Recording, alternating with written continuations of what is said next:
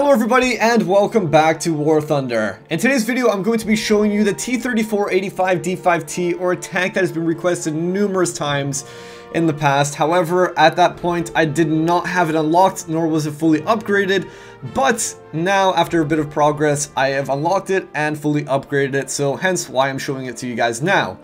However, the thing is, just before we get started here, I need to get some feedback from you guys. I'm doing a new format with a webcam on the side. Is this a nice feature? Do you like being able to see my ugly face speaking to you guys? Or would you rather there be no such thing? Let me know, guys. I need to get your feedback on board.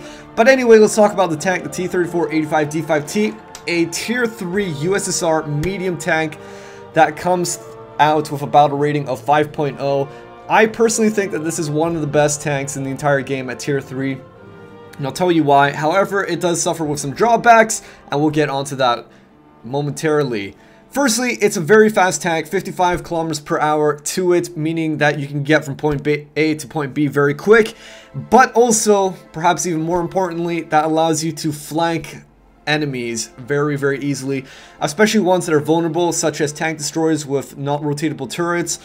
You can easily get up to the side of them, and even tanks with rotatable turrets, the speed that you have allows you to get up beside them, behind them, hit them in critical components like the turret ring or whatever it is, and just annihilate them that way. I've done it many times with this tank. It's perfectly capable of doing that. One big drawback of it, however, is I feel its armor. And although it's an upgrade from previous T-34s, the previous T-34s have really rubbish turrets in comparison to this one, but the hull armor has pretty much no improvement to it. 45 millimeters of armor on the front and 90-ish on the front of the turret.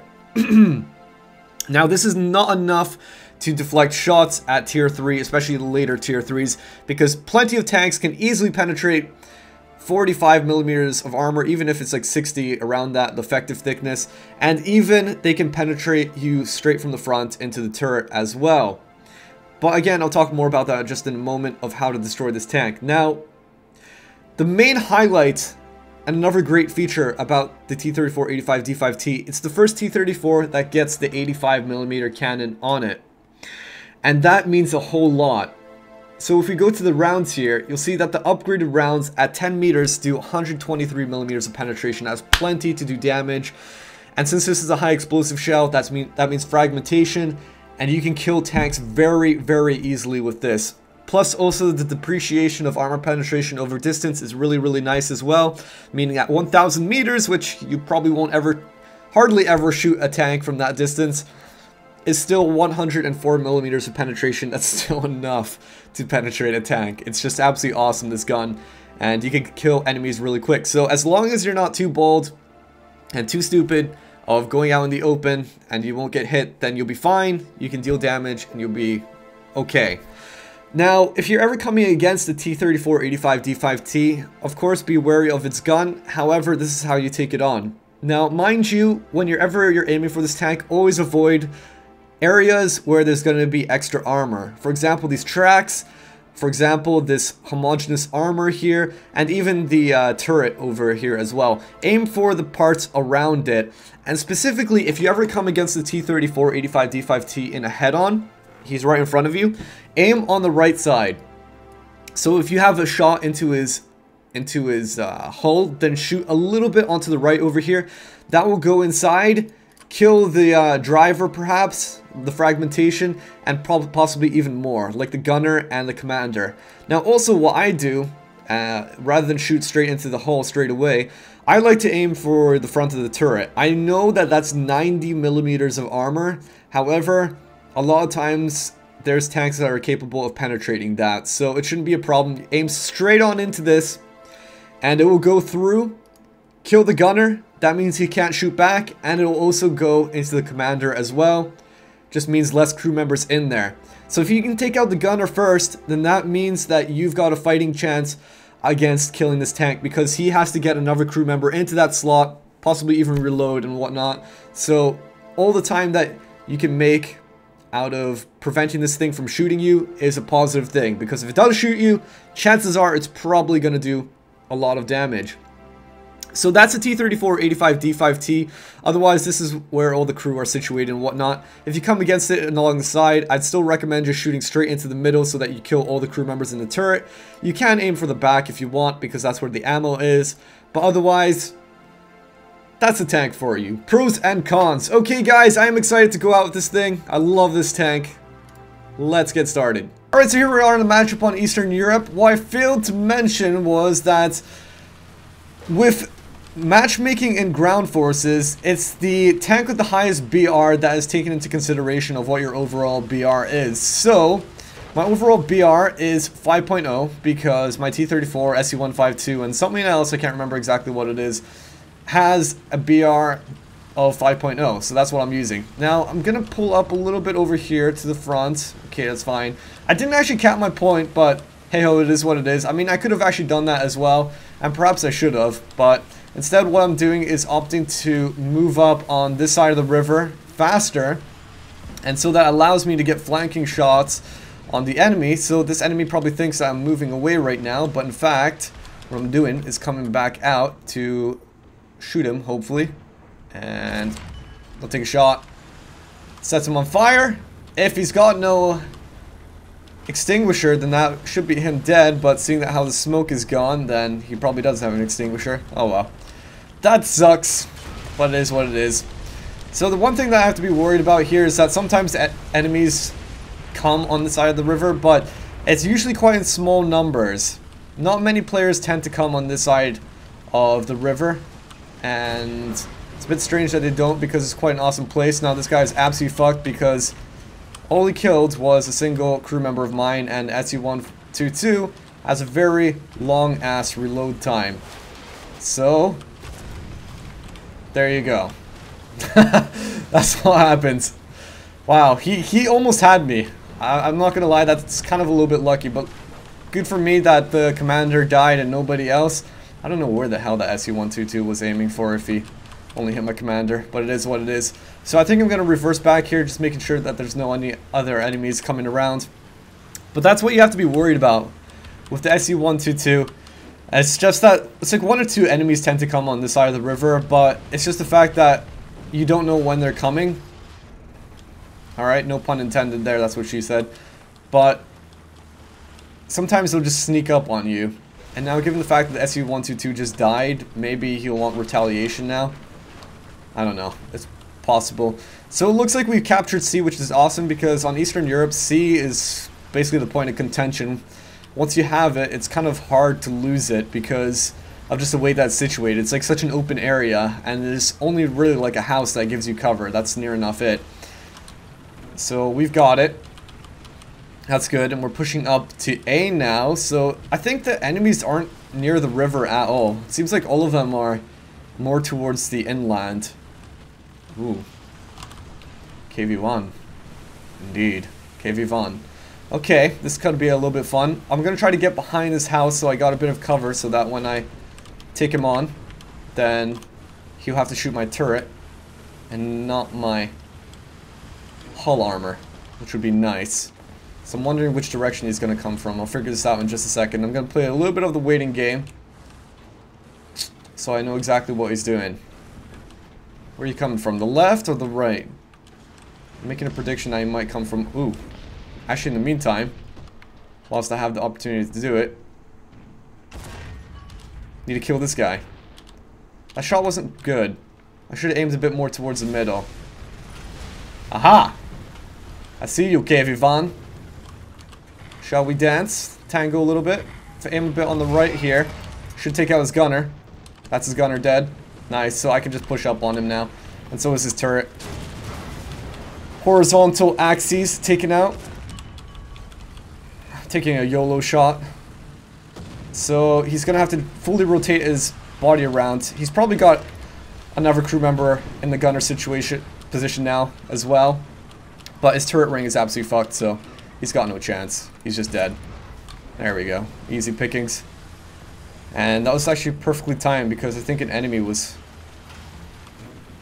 going to shoot at my side there. I think it was a T-34 actually. Oop. Hello.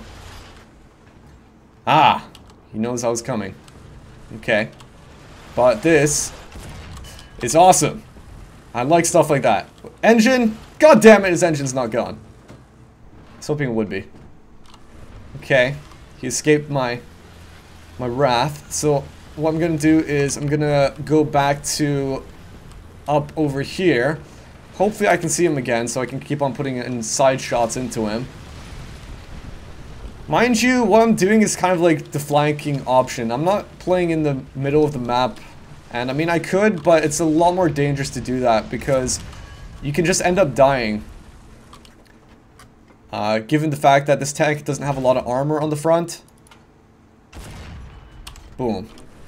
Then you take a lot of direct confrontations, and by doing that, you can just die really quickly. So by going on the side of the river here, I'm just avoiding those kind of confrontations. Now, it's still a little bit awkward though, because I'm still trying to find some more enemies. Hi. Now let me aim like that. Perfect. I don't know how that killed him. When I look at the X-ray, that didn't even make sense. I'm gonna shoot him in the turret so that... Wow, okay, blow him up. So I can take out his gunner, but I guess that takes out the entire crew as well. That's nice. Such a powerful gun. That's the beauty about this thing. Uh-oh, shit. Hello. There's that T-34 again. Hopefully he won't see me. So I'll pull out a little bit. God damn it. I don't know where he went. I don't know where he went. Now I'm just worried about that there might be an enemy that comes around my back here. I'm just worried that that might happen because I don't have eyes on what's coming over the river. And in fact, maybe I should go a little bit over here so I do have eyes. Would be nice. The thing is, there still might be somebody over the river by now. I don't know. Might be. Have to be wary. That's all I'm trying to say.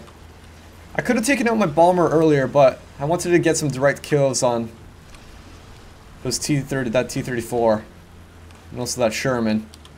Thing is, you don't get as much points by doing bombing. I mean, first off, if you bomb, usually it's pretty much a direct kill, you know, a very easy kill. You're definitely going to get a kill out of dropping bombs. However, you don't get much points for it. You get like 100, 200 or something per kill. If not, sometimes like even less or something. So if you actually just kill a tank normally with your actual tank guns, then you can end up actually getting more points out of it. So I'm gonna huddle over on the side here. Hopefully no enemies come this way. Because if they do, then they'll get a very easy kill on me. But let's hope that doesn't happen. Now, actually it looks like that's not gonna happen because there's an SPAA down there. I'm gonna try dropping a bomb on him. Oh shit. And there's a plane behind me, which sucks. Because at this tier, planes, fighters can tend to kill bombers quite easily. Now, I'm going to adjust my shot so I can go down along this road here along the center line. And bombs away! I only got one. Huh. Well, that sucks. That was quite a bad bombing run. I don't think the Wellington's a good one. Wellington is not a good bomber. It's just so... Oh god, it's so awkward to use because it kind of like goes up and down. It's just wonky, dude. Now, there was an SPAA over here. I know there was. Hello. You're the man that I'm looking for. And now you're dead. Which is good. But I have to back off because there are most definitely going to be enemies coming out of the spawn from right in that location. No doubt. But I've presented myself a really good opportunity in which I can cross the river and come up on the asses of enemies. Watch this. T-34 is going to pull up right alongside here. Going to lay a shot into him. No? No? Fuck's sake. I think he's actually behind the building. I thought he'd pull up onto the street in front of me. Oh well. Doesn't look like that's going to happen. So they're actually pushing on C. I'm surprised. These guys are managing to do something. So I'm going to go down along the streets. Just paying attention what's actually there. Hopefully nothing comes up behind me. Well, what an awesome flanking opportunity this is. To get up behind possibly many enemies and shoot them in the ass. I'm not going to cap A just yet. The fuck is that? It's a bomb. Don't know where from though. Okay, let me just be wary about what's around this corner. Nothing? Good. And now I can try to move in a bit to see if there's enemies I can kill. But where the hell are the enemies? Aha! Critical hit! Gonna shoot towards the middle. Or sorry, the right around. Fucking down. There we go. Like a tank surgeon. I'm a surgeon of tanks. Have to know the anatomy of the tanks. Of enemy ones. Uh-oh. So I know where to shoot them. Boom! Okay. That was a bit lucky. I was actually trying to aim a little bit more upwards so I could kill the crew, but I'll take it. Whatever. Nice thing about this tank is it's a little bit forgiving. You can shoot multiple places and it does multiple things. Like that. Like absolute derping enemy tanks. Nice! Indeed, a KV-2 that's all by himself. And nobody to support him. Ah, this is amazing. Okay, so I kill guys in there. Now it's only the drivers. I only have to kill one more driver in order for me to have success here. So I don't have to worry about his gun. Don't worry about it. There we go. That guy's dead. And I think there's one more tank that was moving down along the front of this road. So I'm going to take a quick look what's going on here. I think there was an enemy tank, but he must be dead. So I'm going to push on C. Just make sure I cap that. I mean, technically I could even go for A. I could like forget about C completely and go for A, but I'm not going to do that. Oh shit, I wanted to grab a bomber. Cap C, 10 kills. One of those was a bomber kill. The rest with this tank. How awesome. Gotta love this tank. So now I cap.